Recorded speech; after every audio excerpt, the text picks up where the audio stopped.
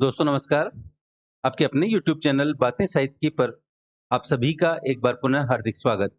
मित्रों, रामवृक्ष बेनीपुरी के रेखा चित्र संकलन माटी की मूर्तें से आइए इसका नवा रेखा चित्र पढ़ते हैं जिसका शीर्षक है परमेश्वर। बेनीपुरी जी लिखते हैं कि उस दिन अपने दफ्तर में कागज के ढेर और काम की भीड़ में बैठा था कि श्री राम गांव से आया और कुशल क्षेम पूछने पर बोला, परमेश्वर बहुत बीमार है, लबे जान, जाने बेचारा बचता है कि नहीं। मित्रों, लबे जान अर्थात जान लबों पर आना या मृत्यु के निकट होना। परमेश्वर मेरी पट्टीदारी का ही एक व्यक्ति है। पट्टीदारी उस जमींदारी को कहते हैं जो कि एक ही मूल के पुरुष के उत्तराधिकारियों या उनके नियत किए हुए व्यक्तियों की संयुक्त हो। वह जमींदारी जिसके बहुत से मालिक होने पर भी जो अविभक्त संपत्ति समझी जाती हो, उसे पट्टीदारी कहते हैं अथवा भाईचारे को भी पट्टीदारी कहा जाता है। परमेश्वर मेरी पट्टीदारी का ही एक व्यक्ति है, लेकिन न तो इतनी निकटता उससे है, दूसरे उसमें ऐब भी ऐसे हैं जिनको देखते हुए उसके लिए कामधाम छोड़कर दौड़ा-दौड़ा बेनीपुर जाने की कल्पना भी नहीं की जा सकती थी। परमेश्वर फिजूल खर्च है, आवारा है, सारे घर को उसने बर्बाद कर दिया, कर्ज पर कर्ज किया, पुश्तैनी अर्थात पीढ़ियों से चली आ रही जमीन बेच ली और अंत में उस साल उसने अपने बीवी के गहने तक बेचकर गांजा में फूंक दिए। उसने मेरे परिवार की इज्जत में बट्टा लगाया है, अपने घर वालों को संकट और कष्ट में डाला है, खुद भी अब फटेहाली में मारा मारा फिरता है। कमबख्त, मरे, ऐसे आदमी का मरना ही ठीक। मैंने इस तरह के तर्क से अपने मन को संतोष दिया और फिर काम में लग गया। किंतु जो ही शाम हुई, काम की भीड़ छंटी, थोड़ा निश्चिंत हुआ, परमेश्वर का ध्यान फिर आया और रात की ही स्टीमर से घर के लिए रवाना हो गया। यही है परमेश्वर का घर। पुराने चौपार मकान के बदले यह राम मड़ैया, एक ही राम मड़ैया, वही चौका घर अर्थात रसोई घर, भंडार घर, शयन घर, उसी में उसकी माँ रहती और उसकी पत्नी भी, भाई भी, बाल बच्चे भी, बूढ़े पिताजी, उसी के ओसारे के अर्थात उसी के दालान या बरामदे के एक कोने में और दूसरे कोने में यह परमेश्वर पुआल पर पड़ा है। एक पुराने फटे चिटे दोहर से हवा के लिए आड़ कर दी गई है। उसे भीषण रोग ने पकड़ा है, अतिसार। मित्रों, अतिसार आंव के रोग को कहते हैं, जिसे पेचिस या दस्त भी कहते हैं। 104 डिग्री का बुखार और दस्त पर दस्त हुए चले जा रहे हैं। सारा वातावरण गंदगी और बदबू से ओत-प्रोत। तो भी बेचारी माँ सेवा में लगी। बूढ़ा बाप हाय तौबा मचाए हुए और बेचारी पत्नी एक कोने में सिमटी, सिकुड़ी, सहमी, सिसकती। अतिसार क्यों हुआ? इधर खाने पीने में दिक्कत थी। कई जून का भूखा था।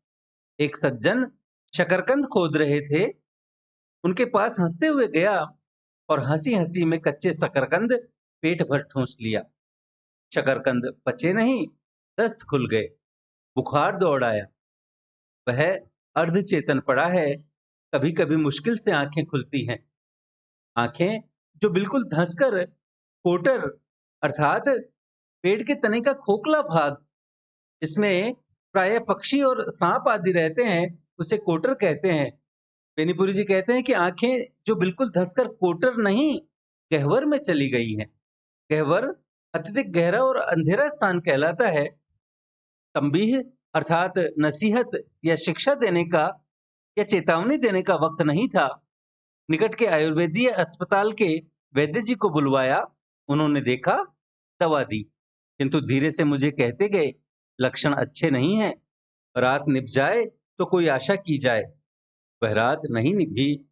परमेश्वर चलता बना, घर वालों को रुलाकर, गांव वालों को अफसोस में डालकर।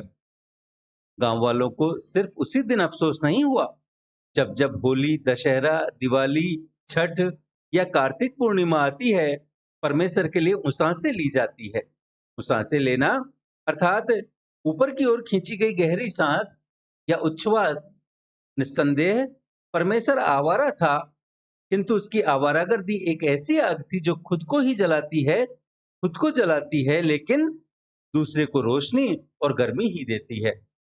बचपन में हम सबके साथ पढ़ने बैठा, तेज था किंतु पढ़ा नहीं। बड़ा हुआ, गोरा छरहरा नौजवान, एक अच्छे घर में शादी हुई उसकी। कालक्रम से बच्चे भी हुए। उसके पिता बिल्कुल सुधवा अर्थात सीधे थे, अतः सयाना होते ही घर का मालिक बन बैठा। घर की बागडोर हाथ में आते ही मन की बागडोर ढीली कर दी। मन की, हाथ की। रोज पेठिया अर्थात हाट बाजार जाता, जब तब शहर जाता, हर मेले में जरूर ही जाता, मौका मिले तो तीरथ की दौड़ भी लगा आता। उसके ही लायक कुछ दोस्त भी मिले उसे, गांजे के दम लगने लगे, पैतृक संपत्ति स्वाहा होती गई। और एक दिन ऐसा भी आया कि परमेश्वर बिल्कुल अकिंचन अर्थात बहुत गरीब या दरिद्र हो बैठा, किंतु यह अकिंचनता अर्थात गरीबी उसके स्वभाव में परिवर्तन नहीं ला सकी। गांजा छूटा, भांग की चिलम जलने लगी। मेरी ओर भांग को कोई पूछता नहीं, इधर उधर सब जगह उसका जंगल सा लगा रहता है। परमेश्वर जंगल से खूब दलदार पत्तियां चुनकर लाता, सुखाता, संजोकर रखता, खुद पीता, यारों को पिलाता। उसके दरवाजे पर हमेशा एक ढोलक और कई जोड़े झाल अर्थात झांझ बने रहते। शाम हुई नहीं कि परमेश्वर की राम मड़ैया गुलजार हुई। 12 मास 24 पख अर्थात पखवाड़ा उसके दरवाजे पर मंगल मचता। भले ही कई कई दिन तक भरपेट भोजन नहीं नसीब हुआ हो, किंतु इससे गाने बजाने में कोई अंतर नहीं आता। रसिक स्वभाव, दरवाजे पर कुछ फूल के पेड़ जरूर लगे होते और एक बड़ा गांव भर से ऊंचा महावीरी झंडा हमेशा लहराता रहता वहां। गांव के बड़े बूढ़े उसकी निंदा करते, भर्त्सना करते, गालियां तक देते, किंतु बच्चों और नौजवानों का झुंड हमेशा उसके आगे पीछे दौड़ा फिरता। खेत में तोरी फूली, तोरी अर्थात तुरई कि परमेश्वर की होरी पहुंच गई। सरसों का पीला फूल देखते ही परमेश्वर ने होली गाना शुरू कर दिया। और जिस दिन बसंत पंचमी हुई, उस दिन से तो मानो उसे पदमस्तियों की लाइसेंस मिल गई।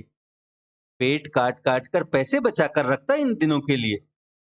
डफ अर्थात चंग, जो कि लावणी गाने वाले बजाया करते हैं, डफ पर नया चमड़ा चढ़वाया गया, झाल में नई डोरियां लगाई गई, ढोलक पर नया गद अर्थात चमड़ा मढ़ाया गया, गद दिलाया गया। शाम से ही जो होली शुरू होती, आधी रात के बाद भी हा हा हू हू से गांव में कोलाहल मचा रहता। और ऐन होली के दिन भोर से ही परमेश्वर के दरवाजे पर तैयारियां देखिए। भैंस का दूध कहीं से किसी तरह ऊपर करता, चीनी न हो तो गुड़ ही सही।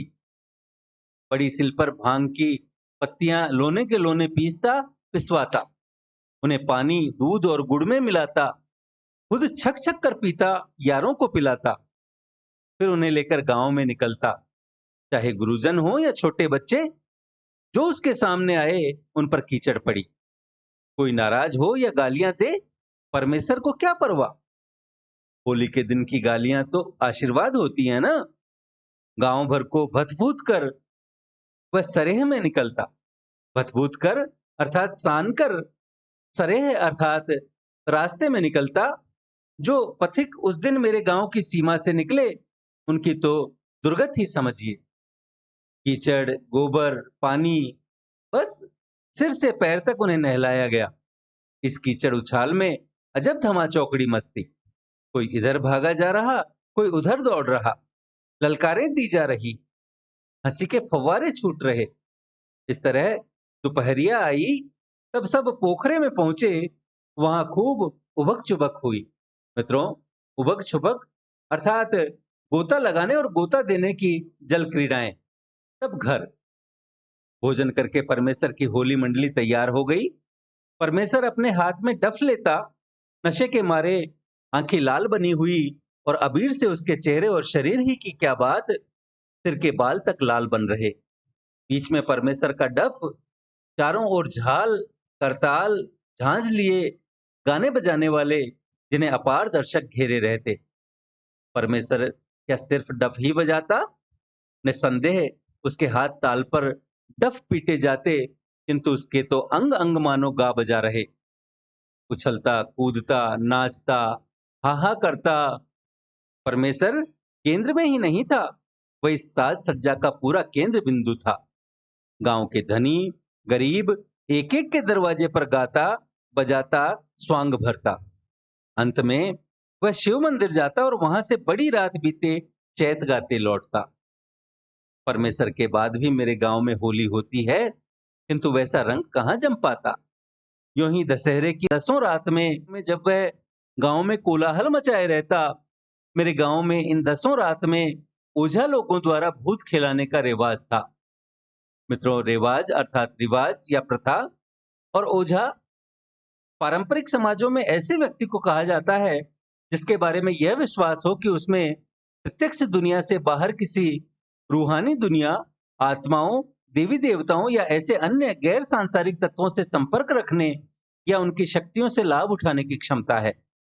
मित्रों, ओझाओं के बारे में यह धारणा होती है कि वे अच्छी और बुरी आत्माओं तक पहुंचकर उन पर प्रभाव डाल सकते हैं और अक्सर ऐसा करते हुए वे किसी विशेष चेतना की अवस्था में होते हैं। ऐसी अवस्था को अक्सर किसी देवी देवता या आत्मा का चढ़ना या हावी हो जाना कहते हैं। पारंपरिक समाजों में अक्सर चिकित्सा के उपचार भी ओझा ही जाना करते थे। अक्सर जनजातियों या पारंपरिक कबीलों में ओझाओं का प्रभाव ज्यादा होता है और उन्हें धर्म और चिकित्सा दोनों का स्रोत माना जाता है। तो मेरे गांव में इन 10 रात में ओझा लोगों द्वारा भूत खिलाने का रिवाज था। अब करीब करीब खत्म हो रहा है, किंतु इस मृत प्राय चलन में परमेश्वर ने मानो जान डाल दी थी। अपने दरवाजे पर गांव भर के ओझों को नेवता देकर बुला लेता। बीच में धूप जल रही है। धूप के सामने सातों बहन दुर्गा के नाम पर 7 जगह चावल, सिंदूर और ओढ़ूल के फूल एक पंक्ति में रख दिए हैं। उस पंक्ति के आगे एक बेंत की लाल छड़ी है। ओझा लोग गीत गा रहे हैं, झांझ बजा रहे हैं। गीत का स्वर उठान की आखिरी चोटी पर पहुंचा नहीं कि उनमें से किसी न किसी के शरीर पर कोई भूत, ब्रह्म, चुड़ैल, देवी आदि कई कोटि हैं उनके आया। भूत आते ही ओझा शरीर हिलाने लगे, पहले धीरे धीरे फिर जोर जोर से। शरीर हिलाते हिलाते बेंत उठाई और उस बेंत से अपने शरीर पर तड़तड़ लगे मारने। ओझा बेंत से शरीर को पीटे जा रहे हैं और लोग कह रहे हैं, देखो महाराज, घोड़ा कमजोर है, ज्यादा पिटाई मत करो। बड़ी आरजू मिन्नत के बाद भूत महाराज को दया आई तो छड़ी फेंक ओझा केहूनी जमीन पर पटकने लगे, यहां तक कि जमीन खोद दी। बत्ती जला के मुंह में चबा जाना, हाथ पर धधकती आग वाली ढकनी रख लेना आदि कर्तव्य दिखाए जाते और अंत में भेंटी ठीक की जाती। मन की बात कहकर उसकी पूर्ति के उपाय बताकर भूत चला जाता। भूत आते ही दर्शक मंडली में खलबली मच जाती। अजब अजब प्रश्न किए जाते, चीजें मांगी जाती। परमेश्वर के हाथ में मानो भूतों का सूत्र हो। जिस ओझा पर जिस भूत को चाहे वह मंगा सकता था। कभी कभी वह खुद अपने पर भी भूत बुलाता। उसके भूत अजब किस्म के होते, नए हाव भाव करते, नई बोलियां बोलते और उनके आशीर्वाद ऐसे होते कि सुनते ही लोग लोटपोट हो जाते। प्रायः परमेश्वर के भूत से ही मजलिस अर्थात सभा खत्म होती, क्योंकि वह खांव खांव कर लोगों पर, खासकर बच्चों पर टूटता। भगदड़ मच जाती। हंसते हंसते परमेश्वर की यशोगाथा गाते लोग घर आते। दिवाली कोई सजावे, लुकाठी भांजने का इंतजाम वह करता। मित्रों, लुकाठी भांजना अर्थात जलती हुई लकड़ी या मशाल से उन दीपकों को जलाना। बांस के कोपलों के सूखे बोखले इकट्ठे कर बांस की ही कमाचियों में उन्हें गूंथ लेता और शाम होते ही उनमें आग लगाकर अपनी मंडली के साथ समूचे सरेह को जगमग कर डालता। यूं ही होलिका दहन का प्रबंध भी वही करता। गांव भर के पुआल, डंठल आदि इकट्ठा कर एक महान टीला बना देता। जो लोग सीधे नहीं देते उनकी चीजें चोरी भी करा लेता और उसी पर डाल देता। प्रायः वह खुद ही उसमें आग लगाता और तरह तरह के कुतूहल से अर्थात उत्सुकता पूर्वक कर्तव्य करते हुए उसे जलाता बुझाता। कार्तिक पूर्णिमा, बस परमेश्वर अपनी मंडली के साथ गंगा स्नान को चला। स्टेशन पर आया, टिकट कौन कटाता है? जब पैसे रहे तो भी टिकट कटाना उसकी शान के खिलाफ था। अब तो पैसे प्रायः रहते ही नहीं। रास्ते भर टिकट चेक करने वालों से आंख मिचौनी हुई जा रही। स्टेशन पर पहुंचने के पहले जो ही गाड़ी धीमी हुई कि रफू चक्कर। कदाचित स्टेशन पर पहुंच गया तो तार के घेरे फांद फूंद कर निकल चला। कभी धक्कम धुक्की भी हो गई। धक्कम धुक्की अर्थात धक्का मुक्की। तो कभी मारपीट भी कर ली। परमेश्वर के ख्याल से म्लेच्छ को अर्थात उस नीच या पापी को अर्थात टिकट चेक करने वाले को पैसे दे देने के बाद गंगा स्नान का कोई महत्व नहीं रहता। पलेजा घाट से लेकर सोनपुर के मेले तक परमेश्वर क्या क्या न तमाशे करता। कभी सिर पर त्रिपुंड अर्थात 3 आड़ी रेखाओं का तिलक चंदन किए गंगा किनारे या स्नानार्थियों को सुफल पढ़ा रहा है। कभी मंडली के बीच में परमहंस साधु बना बैठा लोगों की मनोकामना सिद्धि के लिए भभूत बांट रहा है। कभी वह ओझा बना कितनी ही कुल कामिनियों की गोद भर रहा है। इन तमाशों से जो पैसे मिल गए, मंडली भर में मिठाइयां बटी, गांजे उड़े। इन तमाशों में प्रवंचना का भाव अर्थात धोखेबाजी या ठगी का भाव कभी नहीं था। तो सिर्फ मनोरंजन का, आमोद प्रमोद का। प्रवंचना तो उसमें थी ही नहीं। अगर यह होती तो बेचारे की यह दुर्गत क्यों होती। वह उन लोगों में से था जो दुनिया में हंसने हंसाने के लिए ही आते हैं और हंसते हंसाते ही चल देते हैं। इधर आखिर में जब उसकी हालत बड़ी खराब हो गई थी, एक दिन मैंने उसे बुलाकर बहुत समझाया था। क्यों जी, यह क्या कर रहे हो? अरे अपनी ओर नहीं देखो, अपने माता पिता की ओर तो ध्यान दो। यह भी नहीं तो अपने बाल बच्चों की ही जिम्मेवारी समझो। तुम कोई कुंदजहन अर्थात मंदबुद्धि वाले व्यक्ति नहीं, कुंदजहन आदमी नहीं। तुम में काफी अक्ल है, बुद्धि है, उससे काम लो। खेती बाड़ी में मन नहीं लगता तो कोई दूसरा रोजगार देखो। शहर में कोई छोटा भोजनालय ही खोल दो, खा पी के कुछ पैसे बच ही जाएंगे। मैंने कई ऐसे आदमियों के उदाहरण भी दिए जो ऐसे छोटे छोटे रोजगारों से अपनी और अपने परिवार की परवरिश चला रहे थे। उस समय तो कुछ नहीं बोला। कुछ दिनों के बाद सुना परमेश्वर ने अखाड़ा घाट पर एक भोजनालय खोला है और इस भोजनालय के लिए उसके पास नहीं, उसकी पत्नी के पास जो आखिरी धन सोने का कंठा था उसे बेच लिया है। कंठा बेचने की बात सुनकर मैं चौंका, किंतु फिर सोचा यही प्रेरणा रूप में उसे उन्नति की ओर ले जाए।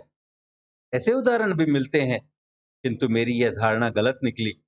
थोड़े दिनों तक तो उसका कारोबार अच्छा चला, किंतु हाथ में पैसे आते ही फिर भांग की जगह गांजे ने ले ली और एक कारण तो उसने अजीब ही बतलाया।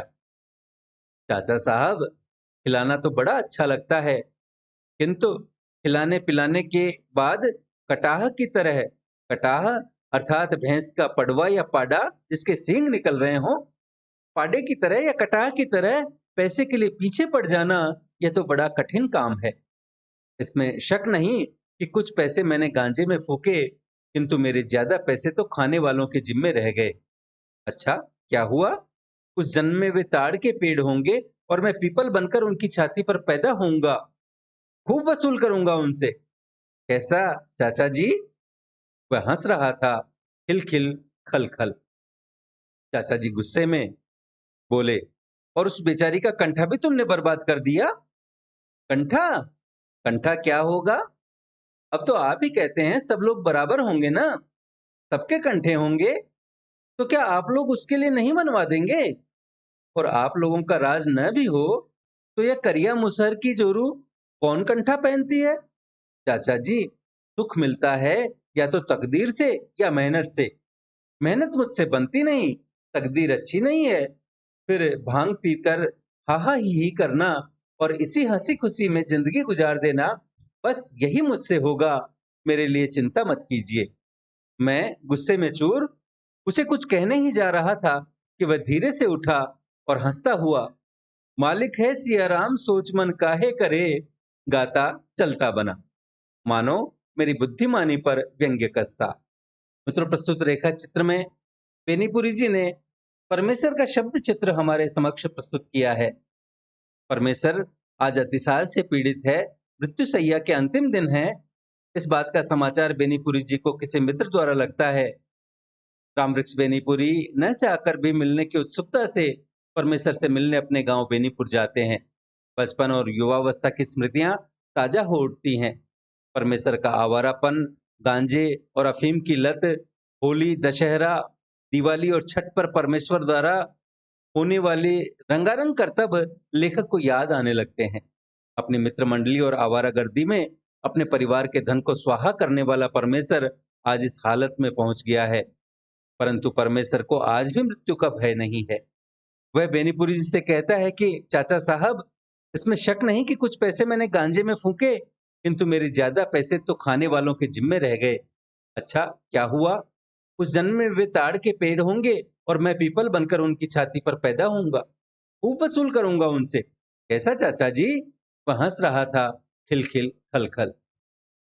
मित्रों, परमेश्वर का परिवार कभी संपन्न था, जमीन जायदाद थी, परंतु परमेश्वर की गांजा, भांग और आवारागर्दी की लत ने सब कुछ स्वाहा कर दिया। गांव में जब भी कोई उत्सव या त्योहार होता, परमेश्वर के घर मंडली जरूर लगती।